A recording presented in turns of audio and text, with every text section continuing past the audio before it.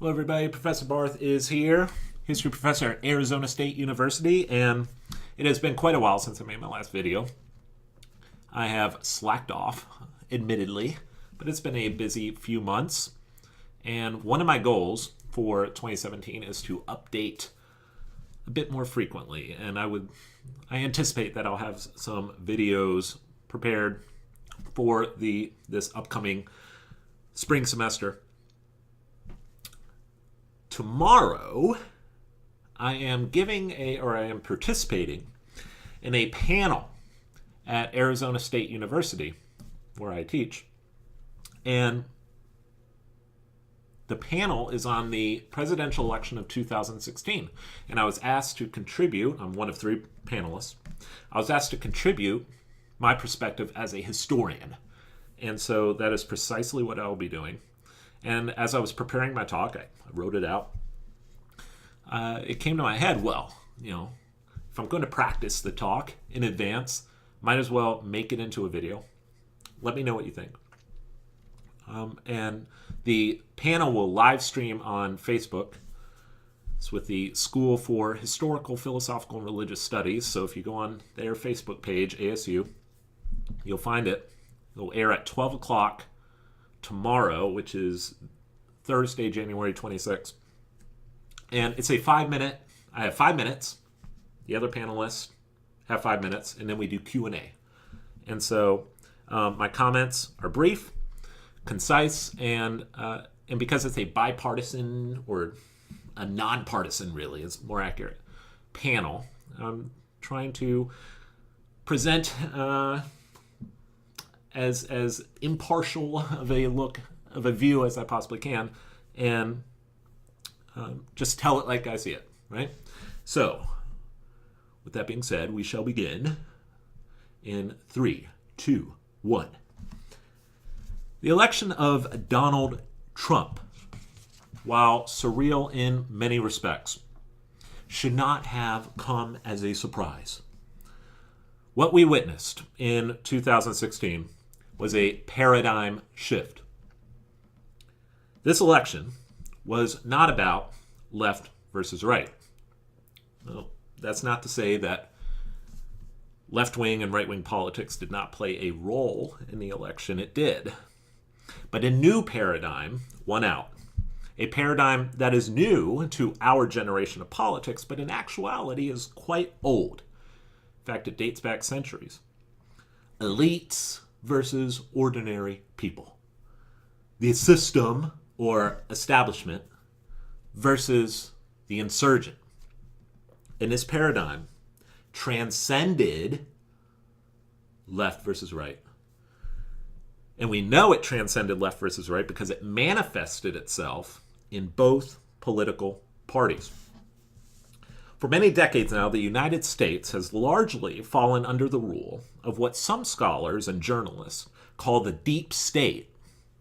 The deep state, or shadow government, is a state within a state that exerts influence and control over public policy regardless of which political party is in nominal control.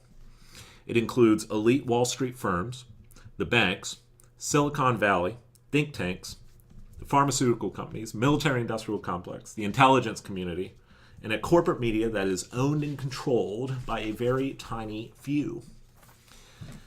And as time has proceeded, Americans on both the left and the right have more and more awoken to the idea that Washington does not serve the people, that the government is no longer responsive to the people. In comes 2016, a new election. The pundits seem to think that a Jeb Bush versus Hillary Clinton match was inevitable. But to many Americans, such a contest was entirely unacceptable because both candidates, a Bush and a Clinton, represented in the most flagrant way the status quo. In the Democratic primary, the media, donors, and pundits worked strenuously to nominate Hillary Clinton. But the voters felt differently. Hillary faced a populist insurgent named Bernie Sanders, and Sanders railed against the deep state. His populist message was one of social democracy, and Hillary tried to mimic it, but for many Democratic and millennial voters was totally unconvincing. Hillary won a nomination, but it was not the coronation that she had hoped for. In the Republican Party, the insurgent won the primary, and he won against very overwhelming odds. He faced mockery in the media, hostility from his own party, primary opponents with far greater campaign cash, and, let's be honest, he put his own foot in his mouth on more than one occasion. But he won the nomination, and he won as a populist. Trump's populism was different from Sanders, one rooted not in social democracy, but American nationalism. But in many other respects, Trump shared a bit in common with Sanders, and he positioned himself as a champion against the status quo. The general election came up. The media and pundits roared from the television sets and newspaper pages, "You can't have him. You're not allowed to have him. He can't possibly win." And yet he won. It wasn't the first time that a populist candidate won the presidency. Andrew Jackson did in 1828 and again in 1832. In fact, there are many apt comparisons between Trump and Jackson.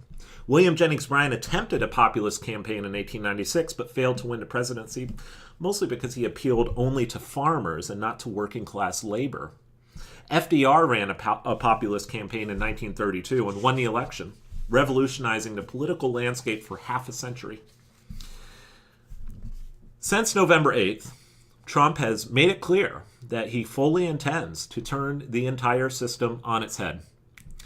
4 questions remain. First, is he sincere about upending the deep state? Second, if he is sincere, is he even capable of doing this? Third, if he is sincere and if he is capable, is Trump's alternative preferable to the status quo of yesterday? Or will he transform a corrupt system into a far worse system, making us yearn for the days of old? The 4th question is this: what if he does a good job? Or more, right? What if he does a great job? What would that mean for the future of the Democratic Party? Only time will tell the answer to these questions, but I suspect that by the next congressional election in 2018, we'll have a pretty good idea. And so I think that's not bad.